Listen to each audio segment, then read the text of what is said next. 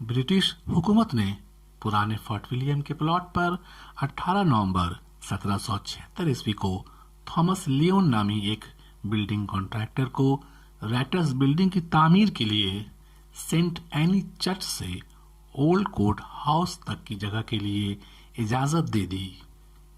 आमतौर पर समझा जाता है कि थॉमस लियोन इसकी जमीन के ज़ाहिरी खरीदार थे, लेकिन सब कुछ रिचर्ड बावेल का था।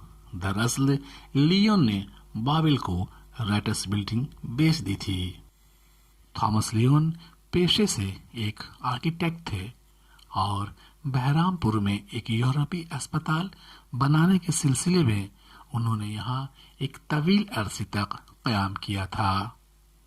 रैटर्स बिल्डिंग गॉथिक स्टाइल में बनाई गई है, जो वेस्टर्न यूरोप में 12वीं सदी से 16वीं सदी तक राज था, जिसकी खुसूसियत नोकदार आर्च है।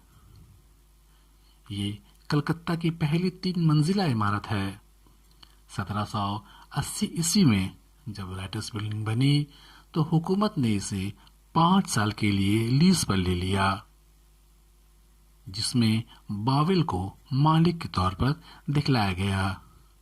उन्होंने अपने रेट पर 31,720 रुपये सालाना के हिसाब से लीज पर दिया था। ये रकम हाफ ईयरली एडवांस यानी पेशगी अदा की जाती थी। 1830 ईस्वी तक इसका इस्तेमाल हुकूमत के मुलाजमीन यानी एम्प्लॉय के लिए होता रहा। 1862 ईस्वी में हुकूमत ने इसे 7,75,000 रुपये में खरीद लिया। उस जमाने में जॉर्ज कैम्पबेल बंगाल के गवर्नर थे। उन्होंने प्रपोजल दिया कि तमाम सरकारी दफ्तर को यकजा करके रैटर्स बिल्डिंग में समेट दिया जाए। जूनियर क्लर्क को उस जमाने में राइटर कहा जाता था। ये बिल्डिंग उनके लिए ही बनाई गई थी, इसलिए ये राइटर्स बिल्डिंग के नाम से मशहूर हुई। ये भी जान लें कि इससे पहले वो पुराने किले के लॉन्ग रो में रहते थे। डलहौजी स्क्वायर के नॉर्थ में वाक़या राइटर्स बिल्डिंग ने खित्ते की तारीख रकम करने में अहम हिस्सा निभाया है। इसे इस तरह तैयार किया गया है कि ये इंतज़ामिया और शहर के बिजनेस हब का मरकज़ निगाह बन सके, जो ईस्ट इंडिया कंपनी के फराहम करदा इंफ्रास्ट्रक्चर से बहुत करीब थी। असल में राइटर्स बिल्डिंग 19 रहायशगाहों यानी अपार्टमेंट्स पर मुश्तमिल एक इमारत थी। धीरे धीरे जब मुलाजमीन के लिए मुफ्त रहायश का सिलसिला ख़त्म कर दिया गया तो इसे दफ्तरों और ज़ाती रहायशगाह के लिए किराए पर दिया जाने लगा। 1821 ईस्वी में 128 फीट लंबे बरामदे आयोनिक कॉलम के साथ बनाए गए। इनमें से हर एक 32 फीट ऊंचा है, जिसे पहली और दूसरी मंजिल से जोड़ा गया।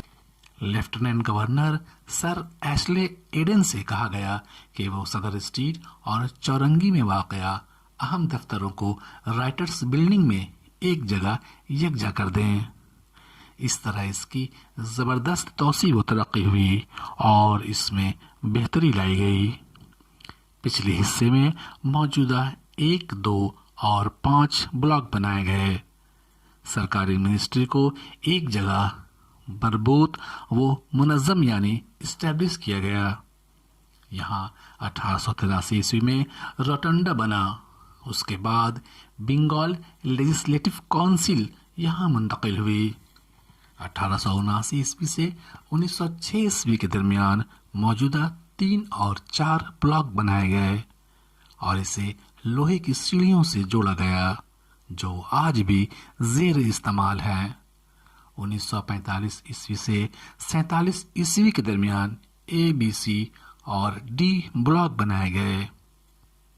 इस तरह मुख्तलिफ दौर में इसकी एक्सपेंशन होती रही। पूरे बर्रे सगीर यानी सब कॉन्टिनेंट में 200 से ज़ायद बरसों तक ये बिल्डिंग ब्रिटिश राज का मरकज़ रही।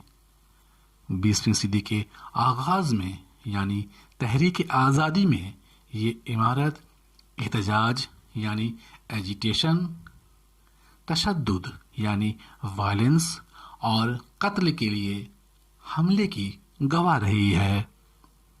اس عمارت سے ایک خونی تاریخ بھی وابستہ ہے۔ 8 دسمبر 1930 عیسوی کو 3 انقلابی بنوئے باسو، بادل گپتا اور دنیش گپتا نے انگریزوں کے بھیس میں بھرے ریوالور کے ساتھ رائٹرس بلڈنگ میں داخل ہو کر بدنام زمانہ inspector general of police lieutenant colonel N S Simpson کو گولی مار دیا تھا۔ اسے مارنے کے بعد رائٹرس بلڈنگ میں افراتفری مچ گئی تھی۔ کمرے تک پہنچنے کے راستے میں گولیاں چلنے لگیں۔ جلد ہی تینوں کمزور اور الگ تھلگ پڑ گئے۔ تینوں نے موت کو گلے سے لگانے کا فیصلہ کیا۔ بادل نے فوراً زہر کھا کر جان دے دی۔ بقیہ ساتھیوں نے خود پر گولیاں چلا دیں۔ بنوئے 5 دنوں کے بعد کلکتہ میڈیکل کالج اینڈ ہسپتال میں دم توڑ دیا، جبکہ دنیش بچ گیا، جسے 7 جولائی 1931 عیسوی کو پھانسی دے دی گئی۔ رائٹرس بلڈنگ کے سامنے تینوں شہیدوں کے مجسمے ہیں۔ مرکزی داخلے کا ستون ایونی یعنی آئونک طرز میں ہے۔ اس پر پہلے برٹش گورنمنٹ کا نیشنل کوٹ آف آرمز تھا، اب نیشنل ایمبلم آف انڈیا ہے۔ شہگوشہ یعنی پیڈی بین پر منروا کا اسٹیچو ہے، جو علم، ہنر اور جنگ کی دیوی ہے۔ چھت پر ویسٹ سے ایسٹ تک فن بت تراشی کے ذریعہ جسٹس، کامرس، سائنس اور ایگریکلچر کی ترجمانی یونانی دیوی اور دیوتاؤں زوس، ہمیز، اوتھینا اور ڈمیٹر کے ذریعہ پیش کی گئی ہے۔ آزادی کے بعد 1947 عیسوی میں اسے اسٹیٹ گورنمنٹ نے اپنی تحویل میں لے لی اور دا بنگال سیکریٹریٹ بنا دیا، لیکن یہ آج بھی اپنے پرانے نام سے ہی مشہور ہے۔ آج یہاں ویسٹ بنگال گورنمنٹ کے مختلف سرکاری دفاتر ہیں۔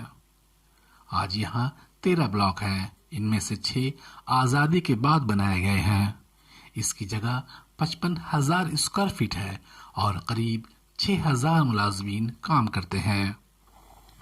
رائٹرس بلڈنگ کے نارتھ میں لیونس رینج ہے، جو تھامس لیون سے ہی منسوب ہے۔ اس کا پرانا نام کمپنی کنارے بیرک کا آؤٹر راستہ ہے۔ اس کے ویسٹ میں نیتا جی سبھاش روڈ ہے، جس کا پرانا نام ڈلہوزی اسکوائر ویسٹ، چارنک پلیس اور کلائیو اسٹریٹ ہے۔ اس کے ایسٹ میں ہیمنتو باسو سرانی ہے، جس کا پرانا نام old court house street, Dalhousie square east اور گورنمنٹ پلیس ایسٹ ہے۔ اس کا آبائی نام لال دگھی کا پورب راستہ ہے۔ اس کے ساؤتھ میں بی بی ڈی باغ ہے۔ اس کا پرانا نام لال دگھی کا راستہ ہے۔ انگریزوں کے زمانے میں رائٹرس بلڈنگ فضول خرچ پارٹیوں، مدہوش بدمستیوں اور دیگر پیسہ اڑاؤ دل لگی کے لیے بہت مشہور تھی۔